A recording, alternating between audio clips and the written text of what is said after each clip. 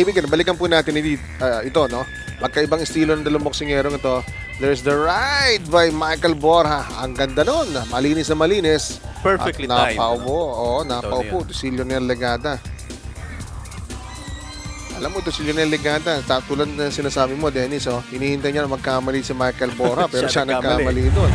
Oo, he came in too close. And he didn't see itong kanan ni Michael Borja coming. Alright, ito. At this, speaking in Visayan, itong kanyang trainer and Lionel Legada. He's the taller fighter. Talagang nagulat lang siya dito sa binigay nito si Michael Borja. But Michael Borja, again, dalawang panalo po. Huling panalo po nitong si Michael Borja was against Salvador Cardenas. Panalunan po niya by a split decision in 4 rounds. No? Pero yung may knockout siya, no? Lionel. Yes, dalawang Legada. knockouts in 3 fights. So, alam mo, mas may liksi itong si Michael Borja sa kanyang kilos. Kaya lang problema nga, yung immaturity niya, no? Katulad kanina, nakascore siya ng knockdown, nanggigil na. So, samantala, ito naman si Legada. Yan po, no? Trying to pick up from that first round knockdown. Ito, parang ang laki ng difference ng katawan, no? Parang mas malapad itong si Legada. Yes, at right now, so Legada going to the body, Michael Borja.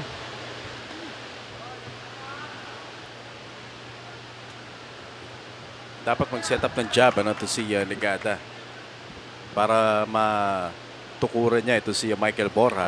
Halos may 3 pulgada ang lamang sa height, no, partner? At there, Lionel Legada. Now ito at going to the body. I mean, still showing some patience dito sa laban ito sa Legada.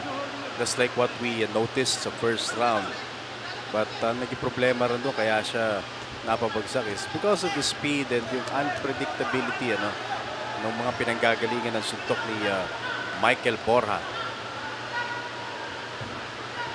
Hindi naman natin masasabi na he's been dominated after that Correct, knockdown. It's just that talagang, alam mo, dito sa mga batang boksingero, partner, sabi nga, wala nang feeling out period nito. Sometimes they kaagad-agad they want to impose, no, yung kanilang brand, yung kanilang style doon sa kanilang nakakalaban. And that time talagang look at Michael Borja, wala pa rin pagbabago doon sa kanyang estilo dito.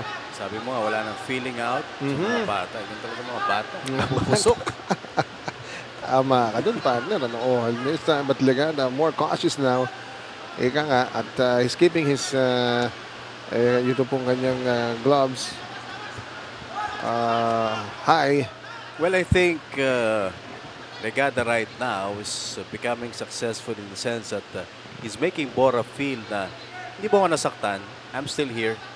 At babalikan kita. Right now, Legada fully using his reach advantage dito, partner, keeping ito si Michael Borja. Mukhang parang ngayon masukat niya itong si Michael Borja. Kanina hindi niya na-anticipate yung halos palundag na suntok ni Michael Borja will lululusot. So ngayon talagang Lionel Legada keeping the distance between him and Michael Borja. And ito si referee Vera Bainza warning ito si Michael Borja against clinching dito kay Lionel Legada, and that will be it dito po sa ating second round, mga kaibigan.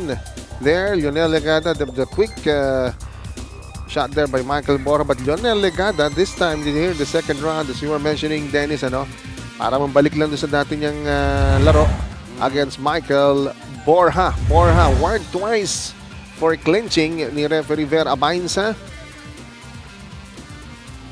He was very active in the first round. In fact, scoring a knockdown dito kay Lionel Legada. But here in the second round, caught twice na or warned twice na by referee Vera Bainza for clinching. And medyo nakabalik dito kahit papaano, si Legada. It's a matter of him winning this round that pwede natin masabing tabla-tabla na uli. Yes, and Borja in red, yan po, Lionel Legada in black, 2 undefeated fighters. So both fighters talaga naman pong gusto nilang makip na spotless itong kanilang record dito po sa kanilang career. Two very young fighters, very early in their careers, and now Lionel Legada, and you can see to si Lionel Legada, 3 wins and 2 knockouts yan, via knockout. Yung kanyang tatlong panalo doon. Ngayon, para bang ito systematically he's chopping down. Ito si Michael Borja. Now, the busier fighter, ito po si Lionel Legada. Ito, hirap nang umabot si Michael Borja dito, partner. Iba na yung nasukat niya eh. He's enjoying almost a 6-inch reach advantage dito kay Michael Borja. Nagagamit niya ngayon, no? Yes. The proper way kasi nung first round. And now forcing ito si Michael Borja to clinch. Pagka wala na mapuntahan si Michael Borja umatras siya, sinusundan siya. Hindi naman niya ngayon maabot itong si Lionel Legada because the distance, talagang sukat na sukat ni Lionel Legada. Now he's forced to clinch, no? To get a respite. Well, this is a very important round. They must win round for Legada because sabi nga natin, first round bumagsak siya and this is just a 6th round encounter. Pero to, and nakikita natin, Legada is dominating Michael Borja. He's been hurting Michael Borja. Look at that, the way umaakap itong si Michael Borja, no? Kita mo yun, distansya, layo ka agad. Lionel Legada, bigyan ng 2. Layo ka agad. There. Sige. Good body shot by Legada. And even sa exchange ng jab, sabi niya, sige, sigurado lang ako sa kung jab. Palitan tayong jab. Itong ginagawa ni Legada dito, no? And there, ito si Michael Borja, a visibly tired Michael Borja at this point.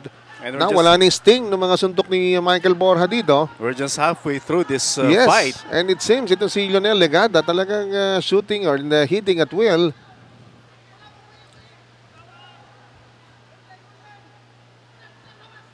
At saka bumababa na yung kamay ni Michael Borja. Michael Borja. Yes.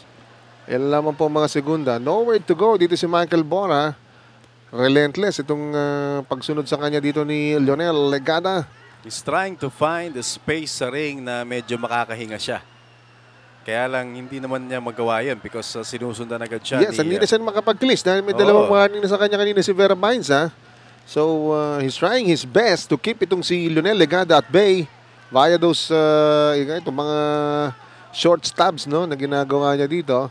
Dito nakita natin yung lapad, yung laki ni Legada. Na-feel yan, nararamdaman ni Michael Borja. Look at that, kung paano siya kumapit. Parang yung batang inaagos ng bat, napakapit sa isang puno. Tama, yun ang nangyayari doon. Alright mga kaibigan, so a complete domination dito po sa katatapos sa third round dahil Lionel Legada.